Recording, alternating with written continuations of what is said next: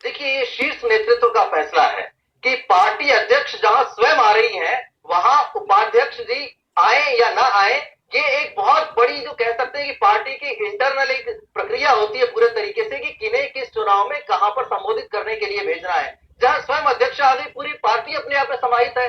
इसलिए ये कहना कि राहुल गांधी जी आएंगे नहीं आएंगे, अभी चुनावों में समय राहुल गांधी पे भरोसा नहीं है। और 2 जगह चुनाव है, महाराष्ट्र में, हरियाणा में, तो कहीं ना कहीं उनकी रैली के चुनाव वो जो प्रोग्राम है वो बन भी सकते हैं। तो लोकेश जी, क्या माना जाए कि शीर्ष नेताओं को अब राहुल गांधी पे भरोसा नहीं रह गया है?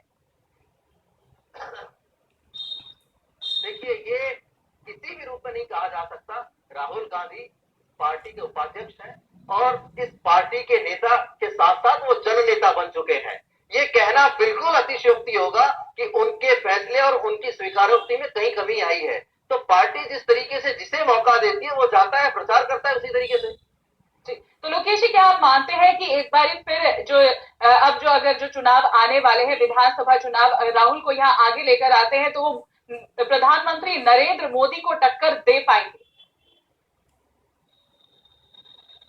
बिल्कुल दे पाएंगे, क्योंकि देखिए, इस देश की जनता ने सच्चाई देख ली है।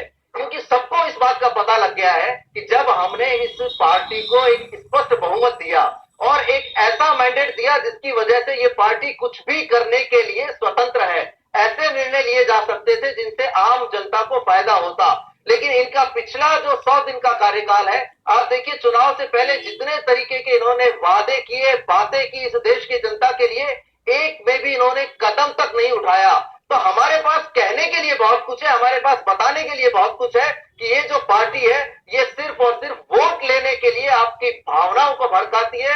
आपको ये बताया जाता है कि आपके लिए अच्छे दिन आएंगे, लेकिन इस देश की जनता जान चुकी है अच्छे दिन स्वयं नरेंद्र मोदी के लिए आए हैं, इस पार्टी के लिए आए हैं। बाकी अच्छे दिन के जो स्वप्न इस देश की जनता को दिखाए गए थे, आज उस गरीब आदमी से पूछिए जिस महंगाई का रोना इन्होंने लगातार रोया, आज उस महंगाई का आप देखिए इन्होंने क्या किया है, कहीं उसमें किसी प्रकार का सुधार किया है? लेकिन ये बात ये नहीं समझेंगे और ना ये मानने को तैयार होंगे। आज भी इस बात को नरेंद्र मोदी हरियाणा में कहते हैं कि देखिए, हमने मार्स पर मंगलयान को भेज दिया, हमारे जो इस देश के वैज्ञानिक हैं उन्होंने कितना कमाल कर दिया।